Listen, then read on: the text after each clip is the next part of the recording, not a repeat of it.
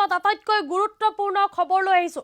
বুধবাৰৰ দিনটোত যি হত্যাকাণ্ড সংঘটিত হৈছিল উজান বজাৰত আৰু ডিম্পলৰ সেই হত্যাকাণ্ডৰ ৰহস্য ফাদিল হৈছে। সম্পৰ্কীয় ভাতৃ আশিক গুপ্তাই হত্যা কৰিছিল নিজৰ ভগ্নী ডিম্পলক। ইতিমধ্যে আৰক্ষীৰ আগত স্বীকাৰ কৰিছে অভিযুক্ত আশিক গুপ্তা। এই মুহূৰ্তৰ এক গুৰুত্বপূৰ্ণ খবৰ জনাই আছো আমি ঈশা নিউজৰ দৰ্শকসকলক। আৰু ফাদিল হৈছে ডিম্পল হত্যাকাণ্ডৰ ৰহস্য। এই মুহূৰ্তৰ এক গুৰুত্বপূৰ্ণ খবৰ জনাইছো। জেঠায়েকৰ পুত্ৰই হত্যা কৰিছিল ডিম্পলক। আৰক্ষীৰ জেৰাত অভিযুক্তৰ স্বীকাৰোক্তি। ভাতৃ আশিক গুপ্তাই হত্যা কৰিছিল ভগ্নী ডিম্পলক। এই মুহূৰ্তৰ এক গুৰুত্বপূৰ্ণ খবৰ। আৰক্ষীৰ সন্মুখত স্বীকাৰোক্তি হত্যাকাৰী আশিক গুপ্তাৰ। বুধবাৰে নৃশংসভাৱে হত্যা কৰা হৈছিল ডিম্পলক। এই মুহূৰ্তৰ এক গুৰুত্বপূৰ্ণ খবৰ জনাই আছো ঈশা নিউজৰ দৰ্শকসকলক। আৰু মহানগৰীত দিন দুপৰে এই নৃশংস হত্যাকাণ্ডৰ ঘটনা সংঘটিত হৈছিল। 14 বছৰীয়া কিশোৰী ডিম্পলক প্ৰেছাৰ কুকাৰ পতাগুটিৰে মৰিয়াই নৃশংসভাৱে হত্যাকাণ্ড সংঘটিত কৰিছিল। অৱশ্যে এই হত্যাকাণ্ড ডকাইতিৰ ৰূপ দিব বিচাৰিছিল যদিও অৱশেষত এই হত্যাকাণ্ডৰ ৰহস্য ফাদিল হ'ল। আৰু সম্পৰ্কীয় ভাতৃ জেঠায়েকৰ পুত্ৰ আশিক গুপ্তাই হত্যা কৰিছিল ডিম্পলক। ইতিমধ্যে আৰক্ষীৰ জেৰাত স্বীকাৰ কৰিছে এই মন্তব্য। এই যি হত্যাকাণ্ড সংঘটিত কৰিছিল বুলি ইতিমধ্যে স্বীকাৰ কৰিছে অভিযুক্ত আশিক গুপ্তাই। আৰু ডিম্পলক হত্যাৰ সন্দৰ্ভত ইতিমধ্যে 3 জনক আটক কৰিছিল আৰক্ষীয়ে। সম্পৰ্কীয় ভাতৃ আশিক গুপ্তাৰ লগতে আন 2জন যুৱকক আটক কৰিছিল আৰু তদন্ত অব্যাহত ৰাখিছিল। বৰবাৰীৰ আশিকৰ বন্ধুৰ ঘৰৰ পৰা বিচাৰি পাইছিল। তদন্তৰ যি অভিযান চলিছিল সেই অভিযানত লতাশিল আৰক্ষীয়ে ডিম্পলৰ মোবাইল বিচাৰি পাইছিল। আৰু সেই তদন্তৰ পাছতে এই সমগ্ৰ হত্যাকাণ্ডৰ ৰহস্য ফাদিল হৈছে। আৰু ডিম্পলৰ সম্পৰ্কীয় ভাতৃ আশিক গুপ্তাই ডিম্পলক নৃশংসভাৱে হত্যা কৰিছিল বুলি আৰক্ষীৰ আগত স্বীকাৰোক্তি এনেধৰণৰ মন্তব্য আগবঢ়াইছে। আমাৰ আৰক্ষীৰ মন্তব্য আছে, সেই মন্তব্য আগবঢ়াব বিচাৰিছো। उसका जो कजन है जो डिसीज का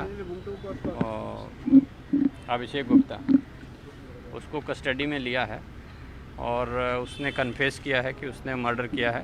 कोई बात को लेके आर्गुमेंट हुआ, उसके बाद में मर्डर करके उसका मोबाइल जो है वो उसने कहीं छिपा दिया था जो रिकवर हो गया है।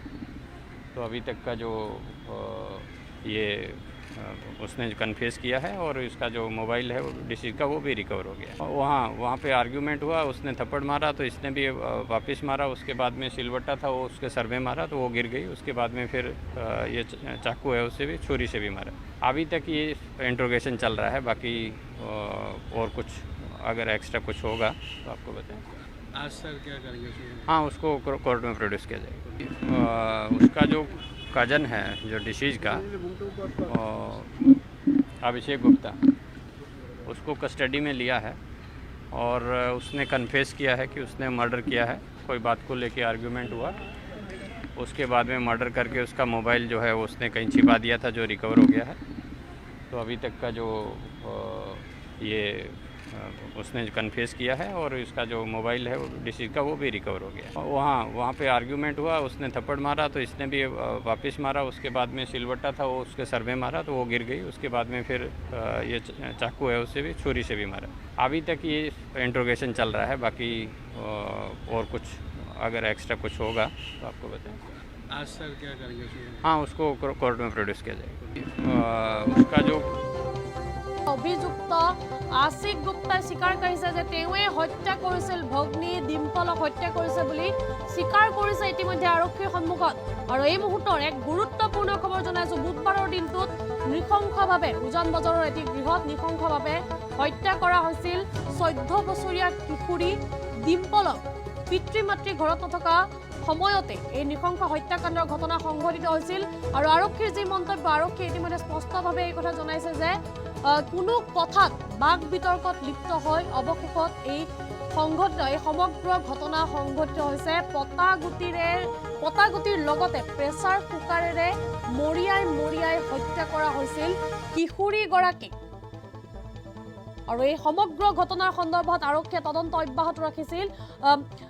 আটক কৰিছিল সম্পৰ্কীয় ভাতৃ জেঠায়েকৰ পুতেকক আটক কৰিছিল আৰক্ষীয়ে লতাশিল আৰক্ষীয়ে আটক কৰি এই হত্যাকাণ্ডৰ তদন্ত অব্যাহত ৰাখিছিল তাৰ মাজতে আজিৰ দিনটো তদন্ত অব্যাহত ৰাখিছিল ডিম্পলৰ মোবাইলটো বিচাৰি উলিয়াবলৈ সক্ষম হৈছিল লতাশিল আৰক্ষী তাৰ পাছতে ইতিমধ্যে তিনিজনক আটক কৰা হৈছিল বন্ধুসহ ডিম্পলৰ যি জেঠায়েকৰ পুত্ৰ আছে সেই পুত্ৰক আটক কৰিছিল আৰু অভিযান চলাইছিল ডিম্পলৰ মোবাইল বিচাৰি অভিযান চলাইছিল লতাশিল আৰক্ষী আৰু অভিযানত বাৰুবাৰীৰ এটা গৃহত আছিকৰ বন্ধুৰ ঘৰত লুকুৱাই ৰাখিছিল ডিম্পলৰ মোবাইলটো আৰু মোবাইল উদ্ধাৰ কৰি পুনৰ আৰক্ষীয়ে জিম্মাত লৈছিল সম্পৰ্কীয় যি ভাতৃ আছিল ডিম্পলৰ সেই ডিম্পলৰ ভাতৃক পুনৰ জিম্মাত লৈছিল আৰু অৱশেষত এই সমগ্ৰ হত্যাকাণ্ডৰ ঘটনাৰ ৰহস্য ফাদিল হৈছে আৰু সেই সম্পৰ্কীয় জেঠায়েকৰ পুত্ৰই হত্যা কৰিছিল ভগ্নী ডিম্পলক এই সমগ্ৰ ঘটনাৰ ৰহস্য পোহৰলৈ আহিছে ফাদিল হৈছে আৰু ন ক্লু পাইছিলে ইটোৰ পিছত সিটো ক্লু পাইছিল আৰু সেই ক্লুৰ ভিত্তিতে আৰক্ষীয়ে এই হত্যাকাণ্ডৰ তদন্ত অব্যাহত ৰাখিছিল আৰু মৃত্যুৰ ৪৮ ঘণ্টা নহওঁতে এই সমগ্ৰ হত্যাকাণ্ডৰ ৰহস্য ফাদিল হৈছে আৰক্ষীৰ অভিযানত মোবাইল বিচাৰি পাইছিল আৰু অৱশেষত আৰক্ষীৰ সন্মুখত স্বীকাৰ কৰিছে অভিযুক্ত আশিক গুপ্তাই স্বীকাৰ কৰিছে বুলি জানিব পৰা গৈছে আৰু সেই স্বীকাৰ কৰিছে যে কোনো কথা দুইজনৰে কোনো কথাত বাক বিতৰ্কত লিপ্ত হৈছিল আৰু সেই বাক বিতৰ্কই এই কৰুণ পৰিণতি বা এই সমগ্ৰ নিশংস হত্যাকাণ্ডৰ ঘটনা সংঘটিত হৈছিল আৰু সম্পৰ্কীয় ভাতৃ জেঠায়েকৰ পুত্ৰ আশিক গুপ্তাই হত্যা কৰিছিল প্ৰেছাৰ কুকাৰ পতা গুটিৰে মৰিয়াই নৃশংসভাৱে হত্যা কৰিছিল নিজ ভগ্নী সম্পৰ্কীয় ভগ্নী ডিম্পলক হত্যা কৰিছিল বুলি অৱশেষত আৰক্ষীৰ আগত এই সমগ্ৰ কথা ঘটনাৰ সন্দৰ্ভত সমগ্ৰ কথা স্বীকাৰ কৰিছে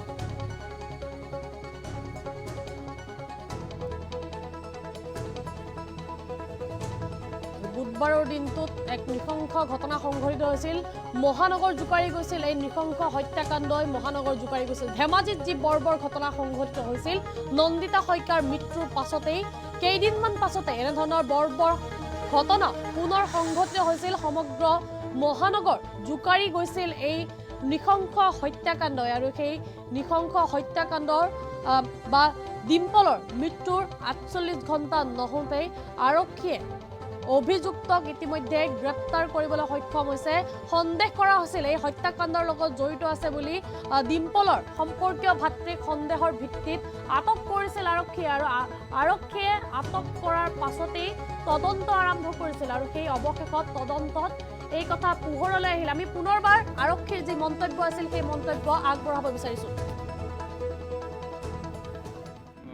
उसका जो कजन है जो डिसीज का अभिषेक गुप्ता उसको कस्टडी में लिया है और उसने कन्फेस किया है कि उसने मर्डर किया है कोई बात को लेके आर्गुमेंट हुआ उसके बाद में मर्डर करके उसका मोबाइल जो है उसने कहीं छिपा दिया था जो रिकवर हो गया है तो अभी तक का जो ये उसने कन्फेस किया है और इसका जो मोबाइल है वो डिसीज का वो भी रिकवर हो गया वहाँ पे आर्ग्यूमेंट हुआ उसने थप्पड़ मारा तो इसने भी वापस मारा उसके बाद में सिलवट्टा था वो उसके सर में मारा तो वो गिर गई उसके बाद में फिर ये चाकू है उससे भी छुरी से भी मारा अभी तक ये इंट्रोगेशन चल रहा है बाकी और कुछ अगर एक्स्ट्रा कुछ होगा तो आपको बताएं आज सर क्या करेंगे মন্তব্য আৰু পুনৰবাৰ জনাইছো এই খবৰটো আৰু বুধবাৰৰ দিনটোত যি নৃশংস হত্যাকাণ্ড সংঘটিত হৈছিল সেই নৃশংস হত্যাকাণ্ডৰ ৰহস্য ইতিমধ্যে ফাদিল হৈছে আৰক্ষীৰ সন্মুখত অভিযুক্তই স্বীকাৰ কৰিছে ভগ্নীক হত্যা কৰা বুলি ভাতৃক সম্পৰ্কীয় ভাতৃক আটক কৰিছিল সন্দেহৰ ভিত্তিত আৰক্ষীয়ে আটক কৰিছিল আৰু সেই তদন্ত আৰম্ভ কৰিছিল ডিম্পলৰ মোবাইল লুকুৱাই থোৱা হৈছিল আৰু তদন্তত আৰক্ষীৰ তদন্তত ডিম্পলৰ মোবাইল উদ্ধাৰ কৰিবলৈ সক্ষম হৈছিল বাৰুবাৰীৰ ডিম্পলৰ যি ভাতৃ আছিল সেই ভাতৃৰ বন্ধুৰ ঘৰৰ পৰা ডিম্পলৰ মোবাইলটো উদ্ধাৰ কৰিবলৈ সক্ষম হৈছিল আৰক্ষী আৰু তাৰ পাছতে আৰক্ষীৰ সন্মুখত আৰক্ষীয়ে জেৰা অব্যাহত ৰাখিছিল আৰু সেই জেৰাৰ পাছতে আৰক্ষীৰ সন্মুখত স্বীকাৰ কৰিছে অভিযুক্ত আশিক গুপ্তাই স্বীকাৰ কৰা বুলি জানিব পৰা গৈছে আৰু তেওঁৱে হত্যাকাণ্ড সংঘটিত কৰিছিল কোনো ডাঙৰ কথাত নহয় কিনো সামান্য কথা এটাত বাক বিতৰ্কত লিপ্ত হৈছিল বাক বিতৰ্কত লিপ্ত হোৱাৰ পাছতেই এই সৰু সুৰা বাক বিতৰ্কই ভয়ংকৰ ৰূপ ধাৰণ কৰি অৱশেষত এই ঘটনা সংঘটিত হৈছিল